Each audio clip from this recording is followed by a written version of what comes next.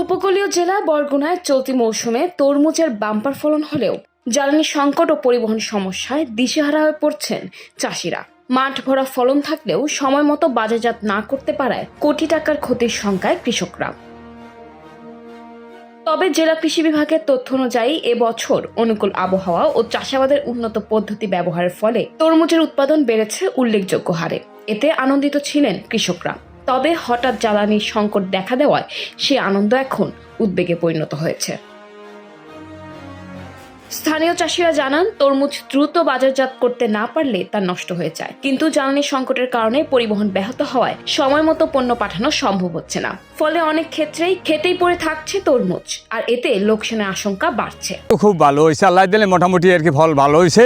এখন যে আমরা মোটামুটি গাড়ি পাইতেছি না এবং পাঠিও পাইতেছি না, তাই আমরা এই সমস্যার কারণে এখন কি করবো যে যা ডাবল ভাড়া চাই, কেননা এখন ওই তৈল পাওয়া যায় না। তরমুজের ফল ভালো হয়েছে মোটামুটি আলহামদুলিল্লাহ, কিন্তু পাইকারি পত্র ঢোকে না, পাইকারি পত্র আসে না, যার কারণে তেলের দাম বেশি, গাড়ি ঘোড়া পাওয়া যায় না, পাইকার মধ্যে ঢুকাইতেই পারি না, খরচপাতি অনেক করছি, এখন গাড়ি ভাড়া চাইতে আছে ডাবল। ফলন আসলে ভালো হয়েছে, কিন্তু আসলে বাজারের সংকট, যেমন পাইকাররা আসে না, মালের দাম নাই বলেই চলে। যেমন তৈলের কারণে, যেমন গতবার যে ভাড়া ছিল তার দ্বিগুণ ভাড়া, এই কারণে আসলে পাইকাররা মাল ক্রয় করতে আসে না। এই জন্য আসলে আমরা চাষি যারা আসি এরা আসলে বিভিন্ন ভোগান্তিতে পড়ে আছি। পরিবহন চালকরা বলেন, জ্বালানির অপ্রতুলতা ও দাম বৃদ্ধি দুটি পরিবহন ব্যবস্থাকে চাপে ফেলেছে।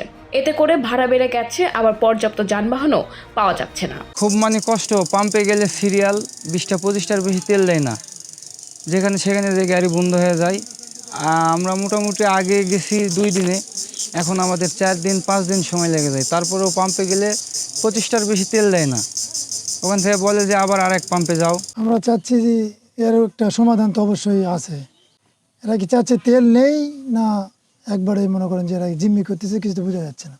এরকম একটা বোঝা যাচ্ছে যে তেল নেই, সেটা তো একটা হিসাব আলাদা। তেল থেকেও না থাকার মতন বোঝা যাচ্ছে যে তেল তো অবশ্যই আছে।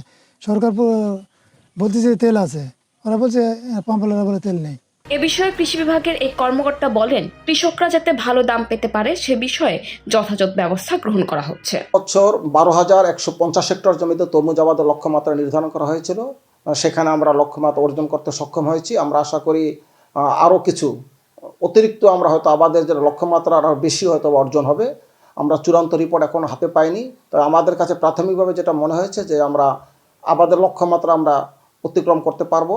পাশাপাশি কৃষকরা যেন ন্যায্য দাম পায়, সেটার জন্য আমরা বিভিন্ন মার্কেটিং, সরকারিভাবে কৃষি বিপণন অধিদপ্তরের সাথে জড়িত, আমরা বিভিন্ন মার্কেটিং ডিপার্টমেন্টের সাথে যোগাযোগ রাখছি এবং কৃষকরা যেন ভালো ফলন পায় সেখানে আমাদের কারিগরি পরামর্শ সহ বিভিন্ন ধরনের পরামর্শ দিয়ে যাচ্ছি। এদিকে কৃষকরা দ্রুত জ্বালানি সরবরাহ স্বাভাবিক করা ও পরিবহন ব্যবস্থা সহজ করার দাবি জানিয়েছেন, যাতে তারা তাদের উৎপাদিত তরমুজ ন্যায্য দামে বাজারজাত করতে পারেন।